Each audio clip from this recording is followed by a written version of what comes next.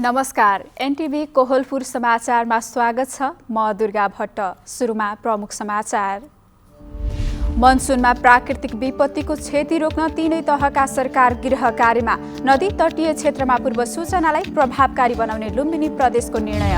नयाँ आर्थिक वर्षका लागि स्थानीय तहमा नीति कार्यक्रम र बजेट निर्माण हुँदै स्वास्थ्य पूर्वाधार र आधुनिक कृषि प्राथमिकतामा। नेपालमा कोरोना खोपको तेस्रो चरणको ट्रायलका लागि बाटो खुल्यो। कोभ्याक्स अभियानले नेपाललाई झण्डै 9 लाख मात्रा खोप सहयोग गर्ने। कम आय भएका देशमा कोरोना विरुद्धको खोपको चरम अभाव, यसले ठूलो समस्या निम्तिन सक्ने विश्व स्वास्थ्य संगठनको चेतावनी। र नेपाली राष्ट्रिय क्रिकेट टोलीको बन्द प्रशिक्षण सुरु। आइसिसी विश्वकप क्रिकेटको स्कटल्यान्ड र नामिबियासँग स्पेनमा हुने खेलको तयारी। समाचार अब विस्तारमा। मनसुनको समयमा हुन सक्ने प्राकृतिक विपत्तिको क्षति न्यूनीकरण गर्न केन्द्रीयदेखि स्थानीय पालिकाहरूले गृह कार्य गरिरहेका छन्। लुम्बिनी प्रदेश सरकारले बाढी, पहिरो र डुबानबाट हुने सम्भावित क्षति रोक्न नदी तटीय क्षेत्रमा पूर्व सूचना प्रणालीलाई प्रभावकारी बनाउने निर्णय गरेको छ। प्रदेश विपद परिषदको बैठकले 12 बुँदे निर्णय गर्दै पूर्व तयारीका सबै काम गर्ने र उद्धार व्यवस्थापनमा जुट्ने निर्णय समेत गरेको हो। चालु आर्थिक वर्ष 2077-78 को जेठ मसान्तरसम्म विपदबाट भएको क्षति र प्रदेश सरकारको तर्फबाट उपलब्ध गराइएको राहतबारे छलफल गर्दै बैठकले प्रदेश सरकार, जिल्ला प्रशासन कार्यालयहरू, सुरक्षा निकायहरू र सरकारवाला सङ्घ संस्थाबाट भएका कामहरूको समीक्षा पनि गरेको छ। हालसम्म भएका विपदका घटना र त्यसको उद्धार कार्य र वितरण गरिएको राहतको सम्बन्धमा समीक्षा गरेको छ। बैठकले मनसुनजन्य विपद प्रतिकार्य जुन तयार भएको छ त्यसलाई समन्वयात्मक हिसाबले र प्रभावकारी रूपले कार्यान्वयन गर्ने भन्ने निर्णय भएको छ।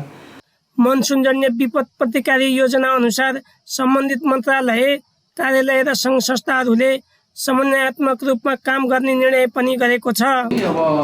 सामुदायिक भवनहरू नभएका ठाउँहरूको विद्यालयलाई भए पनि अस्थायी सेल्टरका रूपमा प्रयोग गर्ने। त्यस पछाडि चाहिँ उपयुक्त सुरक्षित ठाउँमा चाहिँ सेल्टर निर्माण गर्नका लागि, अस्थायी सेल्टर निर्माण गर्नका लागि पूर्व तयारीको कामहरू चाहिँ कम्तीमा ठाउँ छनौट गर्ने काम चाहिँ अहिले नै गर्नुहोला। बैठकले सबै जिल्ला प्रशासन कार्यालयहरूले आवश्यक मात्रामा विपद व्यवस्थापन सम्बन्धी सामग्रीहरू भण्डारण गर्ने र कमी भए सरकारलाई अनुरोध गरी पठाउने निर्णय पनि गरेको छ। र उक्त बैठकले मनसुनजन्य विपद प्रतिकार्य जुन तयार भएको छ त्यसलाई समन्वयात्मक हिसाबले र प्रभावकारी रूपले कार्यान्वयन गर्ने भन्ने निर्णय भएको छ। त्यस्तै प्रदेश विपद व्यवस्थापन कोषमा न्यूनतम 10 करोड नघट्ने गरी मौजदा राख्ने निर्णय पनि भएको छ। त्यस्तै प्रदेश विपद व्यवस्थापन कोषमा न्यूनतम 10 करोड रुपियाँ नघट्ने गरेर मौजात राख्ने भन्ने निर्णय भएको छ। विपद व्यवस्थापन समितिले पूर्व सूचना प्रणालीलाई सक्रिय बनाउने र तल्लो तटीय क्षेत्रमा सूचना, विपद सम्बन्धी सूचना तुरुन्तै दिने भन्ने निर्णय पनि भएको छ। पूर्व सूचना प्रणालीलाई सक्रिय बनाइराख्ने र तल्लो तटीय क्षेत्रमा तत्काल सूचना पुग्ने व्यवस्था मिलाउने, पूर्व पश्चिम राजमार्ग, जिल्ला सदरमुकाम जोड्ने तथा हुलाकी सडक र अन्य सडकहरू अवरुद्ध हुन गए तत्काल खुलाउने गरी समन्वय गर्ने निर्णय पनि बैठकले गरेको छ। केशव भण्डारी, नेपाल टेलिभिजन, लुम्बिनी प्रदेश, बुटवल, रूपन्देही। असार 10 भित्र स्थानीय तहले नीति कार्यक्रम र बजेट प्रस्तुत गर्नुपर्ने संवैधानिक व्यवस्था छ। सोही व्यवस्था अनुसार कैलालीका स्थानीय तहहरू आगामी आर्थिक वर्षको नीति तथा कार्यक्रम र बजेट निर्माणमा तयारीमा जुटेका छन्।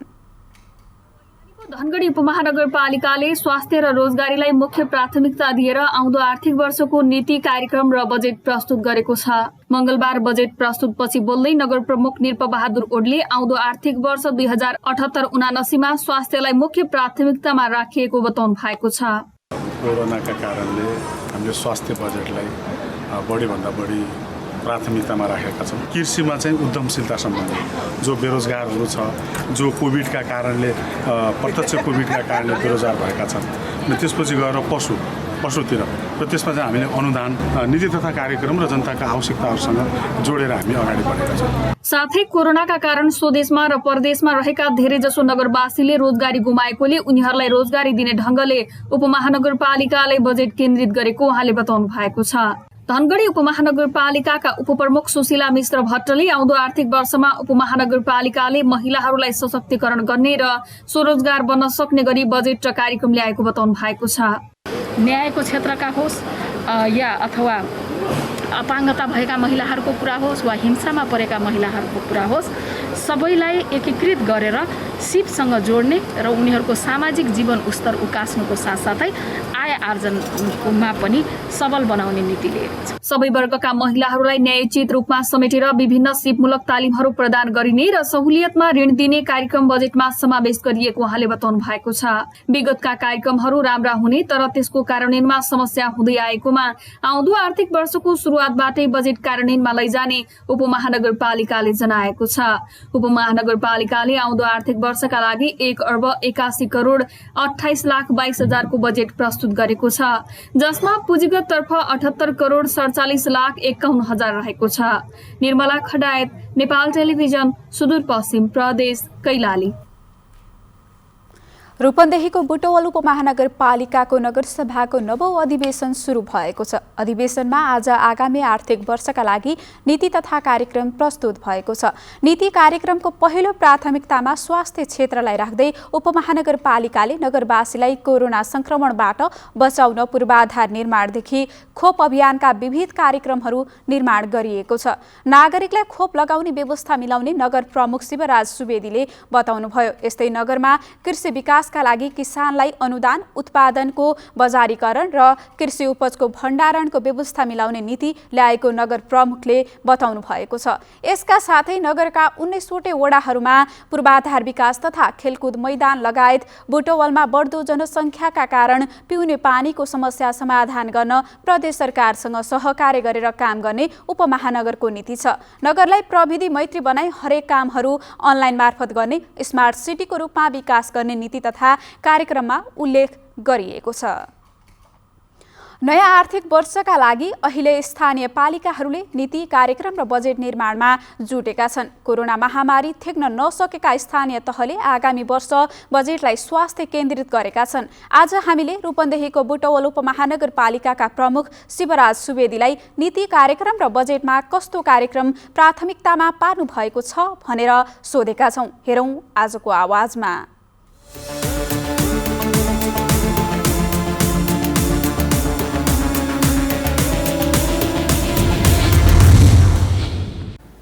अहिले यो कोभिड-19 को पहिलो भेरिएन्टबाट हामी आक्रान्त भयौँ। दोस्रो भेरिएन्ट झन् बढी सङ्कटग्रस्त बनायो र तेस्रो भेरिएन्टको समेत सम्भावना रहेको हुनाले हामीले अहिले पहिलो प्राथमिकता स्वास्थ्य, शिक्षा, रोजगारी र विगतमा अगाडि सारिएका गौरवका आयोजनाहरू, अधुरा आयोजनाहरूको सम्पन्नतामा नै जोड दिएर हामीले नीति, कार्यक्रम, बजेट अगाडि सार्ने तयारीमा छौँ र आज मात्रै हाम्रो नगरसभाले नीति कार्यक्रम पारित गरेको छ।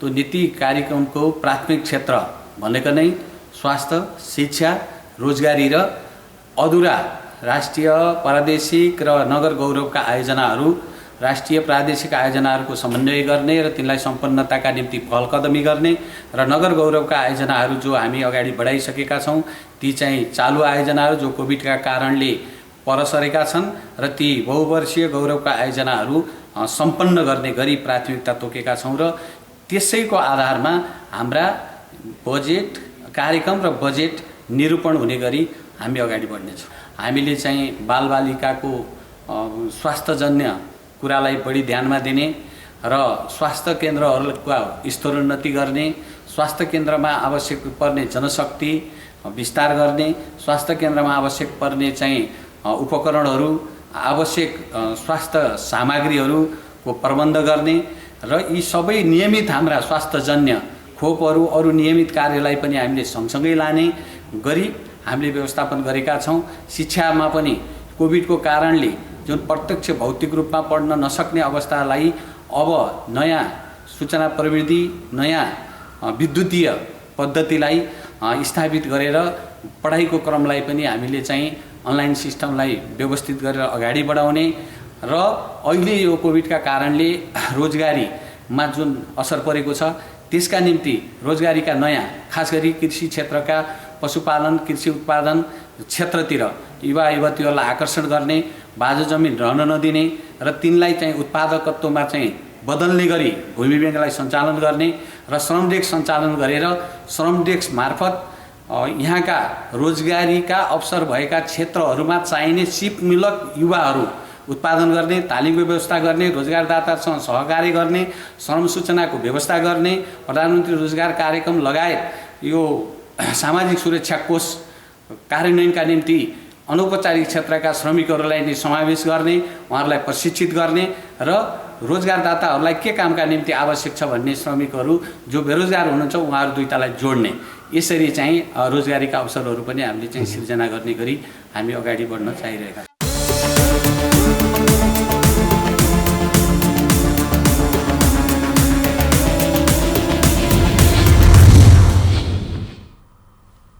समाचारको क्रम जारी नै छ। अहिलेलाई एकैछिनको विश्राम।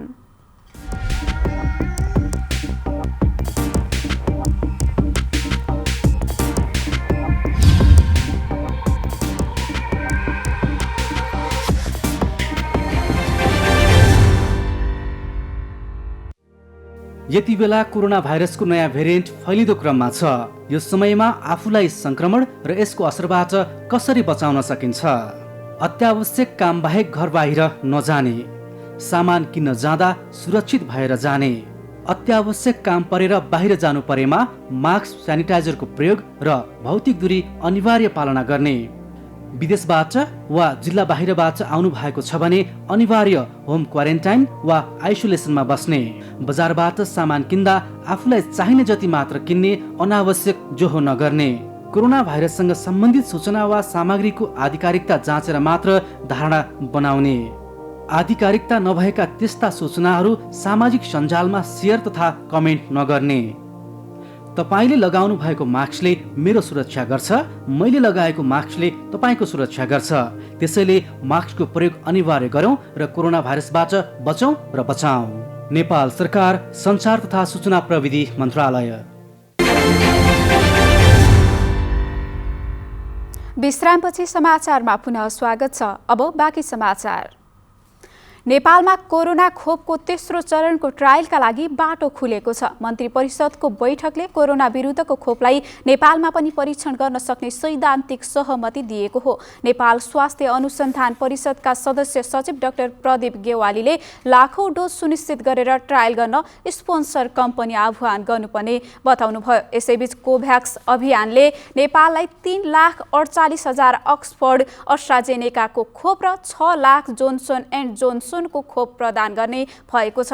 खोप सल्लाहकार समितिका संयोजक डाक्टर श्यामराज उप्रेतीका अनुसार कोभ्याक्सले अक्सफोर्ड अस्ट्राजेनेकाको र जोन्सन एन्ड जोन्सन खोप नेपाललाई उपलब्ध गराउने प्रतिबद्धता जनाएको हो। यसैबीच आज देशभर 4,522 जनामा कोरोना संक्रमण पुष्टि भएको छ भने 4,954 जना कोरोना संक्रमण मुक्त भएका छन्। स्वास्थ्य मन्त्रालयले दिएको जानकारी अनुसार देशभर गरी थप 41 जनाको मृत्यु भएको छ।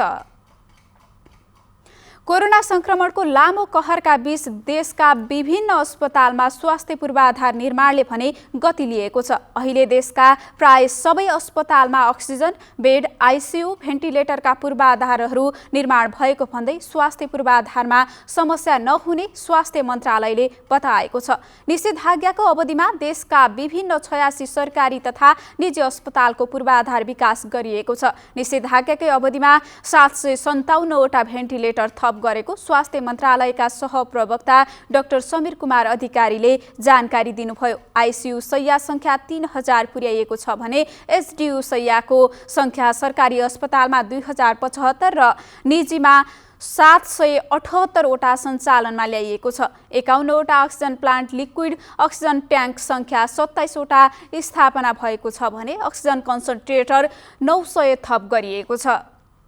निषेधाज्ञाको अवधिमा अक्सिजन सिलिन्डर संख्या 5000 भन्दा बढी थप गरेको मन्त्रालयले जनाएको छ। यसको साथै कोभिड-19 को उपचार, पहिचान, नियन्त्रण, अध्ययनमा स्वास्थ्य मन्त्रालयले बढी ध्यान दिएको सहप्रवक्ता अधिकारीले बताउनुभयो। दाङको बङ्गलाचुली गाउँपालिकाले कोरोना संक्रमणको विषम परिस्थितिमा पनि चालु आर्थिक वर्षमा उल्लेख्य काम गरेको जनाएको छ। योजना तर्जुमा कार्यमा प्रभावकारिता र उपलब्धिमूलक कार्य भएकाले प्रगति पनि उल्लेख्य भएको पालिकाले जनाएको छ। बङ्गलाचुली गाउँपालिकाले चालु आर्थिक वर्षमा सम्पन्न गर्नुपर्ने योजनाको 90% काम सम्पन्न भएको जनाएको छ। पालिकाले सङ्घीय सरकारसँगको साझेदारीमा निर्माण सुरु गरेको 15 शैय्याको बङ्गलाचुली अस्पतालको निर्माण कार्य सम्पन्न गरी आफ्नै पहलमा प्रयोगशाला, एक्सरे र दक्ष चिकित्सक सहितको उपचार सेवा सुरु गर्नु मुख्य उपलब्धि भएको बङ्गलाचुली गाउँपालिकाले जनाएको छ। यसै अवधिमा पालिकाले स्वास्थ्य चौकी नभएका 4वटा वडामा आधारभूत स्वास्थ्य केन्द्रको भवन निर्माण गरी सेवा सुरु गरेको छ। पालिकाले छोटो अवधिमै अत्याधुनिक प्रशासकीय भवन निर्माण गरी त्यहीँबाट सेवा प्रवाह सुरु गरेको छ भने 8वटा वडामध्ये 7वटा वडा कार्यालय आफ्नै भवनबाट सञ्चालन गर्न सफल भएको बङ्गलाचुली गाउँपालिकाका अध्यक्ष भक्तबहादुर ओली बताउनुहुन्छ। पालिकाभित्रका विपन्न र जोखिमयुक्त घरको छानो भएका 1000 घर परिवारको छानो परिवर्तन गरी जस्ता पाता लगाइएको र थप 200 परिवारको घरको छानोमा पनि यसै आर्थिक वर्ष जस्ता पाता लगाइसक्ने पालिकाका अध्यक्ष ओली बताउनुहुन्छ। छोटो अवधिमै अत्याधुनिक र पर्याप्त प्रशासकीय भवन निर्माण सम्पन्न भएको छ। 7वटा वडा कार्यालयहरूको आफ्नै भवनमा सञ्चालन भएका छन् र बाँकी 1 वडा कार्यालय निर्माण भइरहेको छ। विपन्न र जोखिमयुक्त खर्का छानो भएका नागरिकका लागि 1000 घरमा खर्का छाना मुक्त कार्यक्रम सम्पन्न भएको छ र बाँकी 200 घरमा यसै आर्थिक वर्षभित्र कार्य सम्पन्न हुने गरी अगाडि बढेको छ। यो अवधिमा बङ्गलाचुली गाउँपालिकाले गाउँपालिकाको गुरु योजना, आवधिक योजना, सडक यातायात गुरु योजना, डिजिटल पार्श्वचित्र, अन्य क्षेत्रगत गुरु योजना, मापदण्डहरू, आवश्यक कानुन, विभिन्न पूर्वाधारहरूको डिपिआर र गुरु योजना निर्माण भई सोही अनुसारले काम गर्न सुरु गरेको गाउँपालिकाका प्रमुख प्रशासकीय अधिकृत नेपबहादुर ओली बताउनुहुन्छ। गाउँपालिकाका सबै वडामा खानेपानीका योजना सञ्चालन भइरहेको र कृषि, शिक्षा, स्वास्थ्य, सडक सञ्जालमा निकै उपलब्धिमूलक काम भएको बङ्गलाचुली गाउँपालिकाले जनाएको छ। सन्तोष सुवेदी, एनटिभी कोलपुर, लुम्बिनी प्रदेश, दाङ। गत शुक्रबारदेखि महाकाली नदीमा आएको बाढीले निर्माणाधीन पुलको पहुँच मार्ग भत्काएपछि दोधारा चाँदनी क्षेत्र सडक सञ्जालबाट सम्पर्क विच्छेद भएको छ। पैदल यात्री र दुई पाङ्ग्रे साधन झोलुङ्गे पुलबाट आउजाउ गर्न सकिने भए पनि अन्य सवारी साधनको आवागमन ठप्प भएको छ। एम्बुलेन्स, सब वाहन, विवाह लगायतका अत्यावश्यक सवारीका लागि भारतीय बाटो नै प्रयोग गर्नुपर्ने बाध्यता भएको दोधारा चाँदनी गाउँपालिकाका जनप्रतिनिधि दिलबहादुर सिन्जालीले बताउनु भयो। अस्थायी रूपमै भएपछि नयाँ बन्न लागेको पुल भएर सवारी साधन चल्न थालेपछि दोधारा चाँदनीवासीलाई सहज भएको थियो। पहुँच मार्ग भत्केपछि पुल निर्माणको काम पनि 2 महिना ढिला हुने निर्माण कम्पनीले जनाएको छ। भदौ अन्तिमसम्म पुलका सबै स्ल्याब ढलान गरिसक्ने योजना थियो। महाकालीमा पानीको बहाव बढेर पहुँच मार्ग भत्केपछि दोधारा चाँदनी क्षेत्र सडक सञ्जालबाट सम्पर्क विच्छेद भएको छ भने पुलको डिजाइन नै परिवर्तन गर्नुपर्ने चर्चा सुरु भएको छ। महाकालीमा पानीको बहाव घटेपछि अहिले विस्थापित परिवार घर फर्किन थालेका छन्। समाचारको क्रम जारी नै छ, एकैछिनको विश्राम।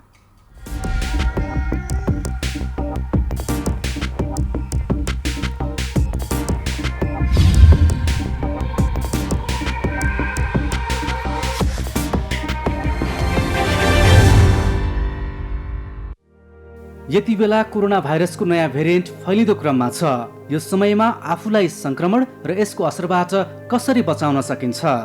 अत्यावश्यक काम बाहेक घर बाहिर नजाने, सामान किन्न जाँदा सुरक्षित भएर जाने, अत्यावश्यक काम परेर बाहिर जानु परेमा मास्क, स्यानिटाइजरको प्रयोग र भौतिक दूरी अनिवार्य पालना गर्ने, विदेशबाट वा जिल्ला बाहिरबाट आउनु भएको छ भने अनिवार्य होम क्वारेन्टाइन वा आइसोलेसनमा बस्ने, बजारबाट सामान किन्दा आफूलाई चाहिने जति मात्र किन्ने, अनावश्यक जोहो नगर्ने, कोरोना भाइरससँग सम्बन्धित सूचना वा सामग्रीको आधिकारिकता जाँचेर मात्र धारणा बनाउने, आधिकारिकता नभएका त्यस्ता सूचनाहरू सामाजिक सञ्जालमा सेयर तथा कमेन्ट नगर्ने, तपाईले लगाउनु भएको मास्कले मेरो सुरक्षा गर्छ, मैले लगाएको मास्कले तपाईको सुरक्षा गर्छ।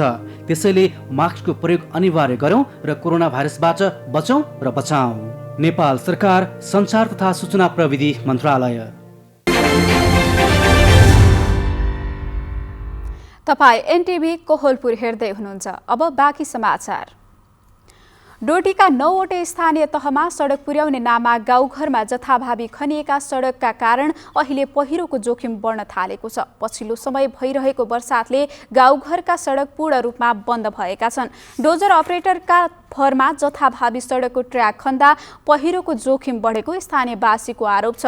गाउँ गाउँमा सडक पुर्याउने होडबाजीले सम्भाव्यता अध्ययन तथा सर्वेक्षण बिना नै खनिएका सडकले बस्ती नै पहिरोको जोखिममा परेको दिपायल सिलगढी नगरपालिकाका सर्वजित देउबाले बताउनुभयो। लाखौं रकम खर्च गरेर निर्माण गरिएका ग्रामीण सडक वर्षातले थप जीर्ण भएका छन्। जिल्लामा परेको अविरल वर्षाका कारण जोरायल, गडसेरा, मौवा, मेल्लेख, खप्तड, राजपुर, बागनेटी, शान्तिनगर, नारीदाङ सडक अवरुद्ध भएका छन्। सडक डिभिजन कार्यालयको कुनै सहकार्य तथा इन्जिनियरको कुनै नाप नक्सा बिना डोजर अपरेटरको डिजाइन र नक्साङ्कनले निर्माण भएका सडकहरू अहिले बन्द भएका छन्। अब अन्तर्राष्ट्रिय समाचार।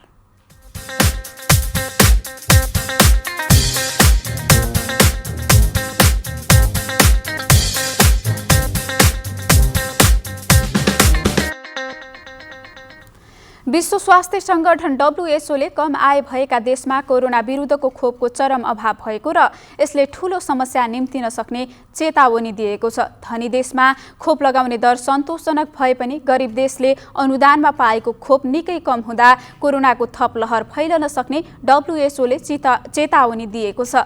कोभ्याक्स सुविधा अन्तर्गत अहिलेसम्म 131 देशले 9 करोड डोज खोप पाएको जानकारी दिँदै यो संख्या कोरोनाबाट नागरिक बचाउनको लागि पर्याप्त नभएको बताउनुभयो। धनी देशहरूले गरिब देशलाई दिने कोभ्याक्स सुविधाको खोप जति सक्दो छिटो उपलब्ध गराउन पनि संगठनले आग्रह गरेको छ।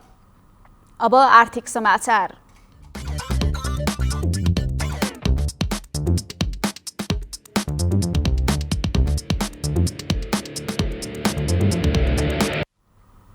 नेपाली बजारमा आज सुनको मूल्य 600 रुपैयाँले बढेको छ। हिजो प्रतितोला 90,400 रुपैयाँमा कारोबार भएको छापावाल सुन आज 600 रुपैयाँले बढेर 91,000 रुपैयाँ कायम भएको छ। तेजाबी सुन पनि 600 रुपैयाँले बढेर प्रतितोला 90,500 रुपैयाँ कायम भएको छ। चाँदी आज 5 रुपैयाँले बढेर 1,300 रुपैयाँ कायम भएको नेपाल सुन चाँदी व्यवसायी महासंघले जनाएको छ। अब खेलकुद समाचार।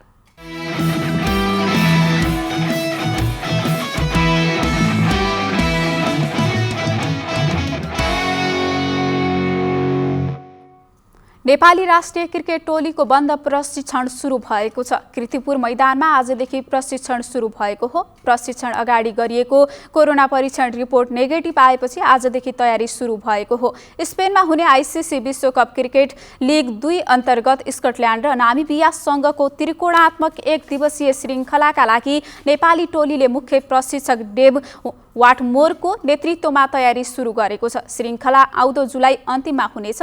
नेपाल क्रिकेट संघले बन्द प्रशिक्षणका लागि 20 खेलाडीलाई बोलाएकोमा पृथ्वी बास्कोटा भने प्रशिक्षणमा सहभागी छैनन्। अब मौसम।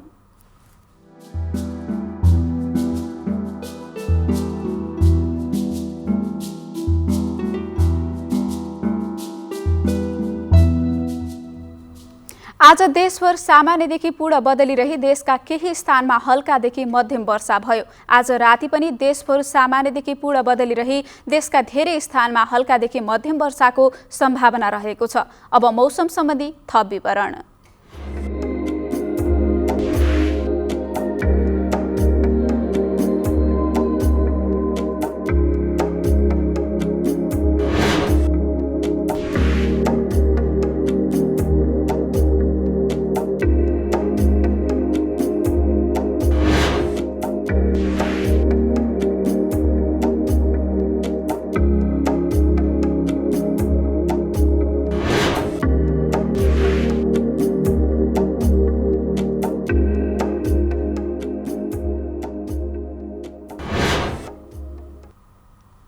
समाचारको अन्त्यमा प्रमुख समाचार पुनः एकपटक। मनसुनमा प्राकृतिक विपत्तिको क्षति रोक्न तीनै तहका सरकार गृह कार्यमा। नदी तटीय क्षेत्रमा पूर्व सूचनालाई प्रभावकारी बनाउने लुम्बिनी प्रदेशको निर्णय। नयाँ आर्थिक वर्षका लागि स्थानीय तहमा नीति कार्यक्रम र बजेट निर्माण हुँदै स्वास्थ्य पूर्वाधार र आधुनिक कृषि प्राथमिकतामा। नेपालमा कोरोना खोपको तेस्रो चरणको ट्रायलका लागि बाटो खुल्यो। कोभ्याक्स अभियानले नेपाललाई झण्डै 9 लाख मात्रा खोप सहयोग गर्ने।